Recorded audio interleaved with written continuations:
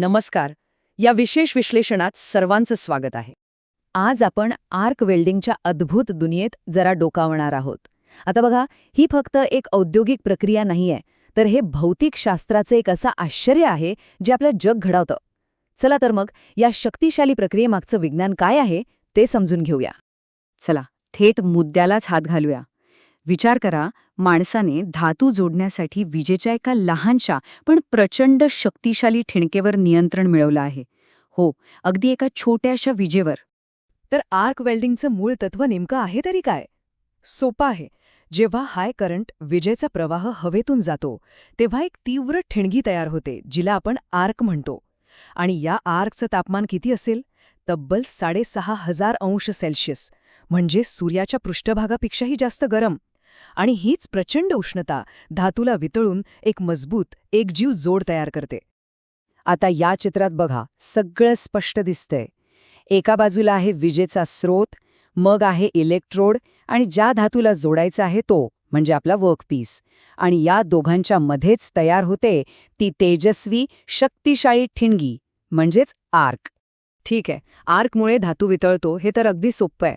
पण खरा इंटरेस्टिंग आणि आश्चर्यकारक भाग तर आत्ता सुरू होतोय. तो वितळलेला धातूचा थेंब इलेक्ट्रोडपासून वर्कपीसपर्यंतचा प्रवास करतो तरी कसा? जरा विचार करा, तो वितळलेला धातूचा एक छोटासा थेंब तो त्या आकमधून पलीकडे जातो कसा? आणि त्यातही जेव्हा वेल्डिंग आडवं किंवा अगदी डोक्यावरच्या बाजूने करायचं असेल तर, म्हणजे गुरुत्वाकर्षणाच्या अगदी विरुद्ध. मग हे कसं शक्य होतं? आहे की नाही हे कोडं?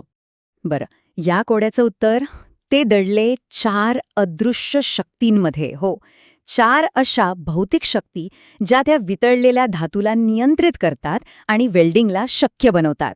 चला, एक एक करून या शक्तींना समजून घेऊया. तर पहिली शक्ती आहे गुरुत्वाकर्षण, सगळ्यात सोपी आणि आपल्या ओळखीची.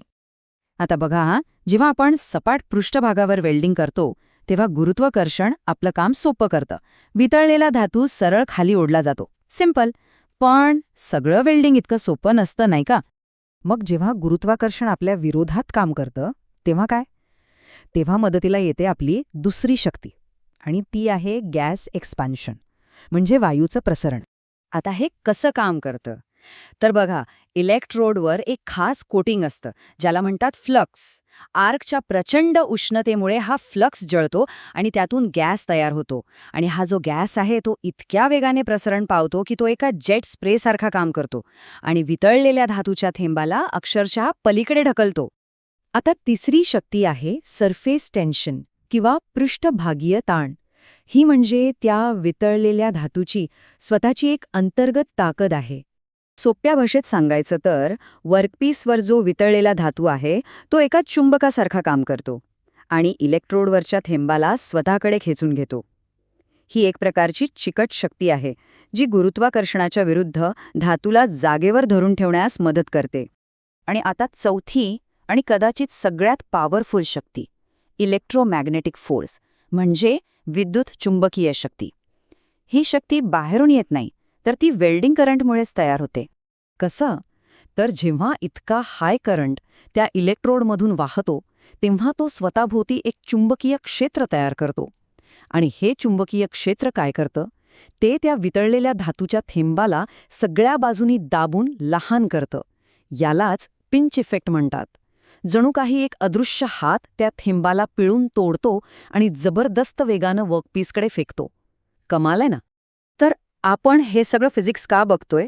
कारण एक चांगला वेल्डर होणं म्हणजे फक्त हात स्थिर ठेवणं नव्हे, तर या अदृश्य शक्तींना समजून घेणं आणि त्यांना आपल्या कामानुसार वापरणं हेच खरं कौशल्य आहे.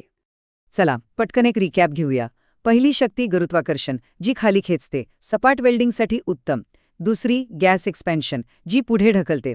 तिसरी सरफेस टेन्शन, जी खेचून धरते. आणि चौथी इलेक्ट्रोमॅग्नेटिक फोर्स, जी पिळून फेकते. आणि लक्षात घ्या, पोझिशनल वेल्डिंगमध्ये म्हणजे आडव्या किंवा ओव्हरहेड वेल्डिंगमध्ये या शेवटच्या 3 शक्तीच खऱ्या गेम चेंजर आहेत. म्हणजे हे समजून घेणं महत्वाचं आहे की एक कुशल वेल्डर फक्त धातू वितळवत नसतो, तो तर या 4 अदृश्य शक्तींचा एक ऑर्केस्ट्रा चालवत असतो. प्रत्येक शक्तीचा योग्य वेळी आणि योग्य प्रमाणात वापर करणं हीच खरी कला आहे. आणि मग शेवटी हा प्रश्न उरतो की जर एखादा बिल्डर या नैसर्गिक शक्तींवर इतका प्रभुत्व मिळवू शकतो तर त्याच्या निर्मितीची मर्यादा काय असेल? तेव्हा वेल्डिंग हे फक्त एक काम राहत नाही, ती एक कला बनते. मग ते महाकाय पूल असोत, जहाजं असोत किंवा मग एखादी सुंदर कलाकृती, ह्या सगळ्याच्या मुळाशी या 4 शक्तींचं अचूक संतुलनच आहे.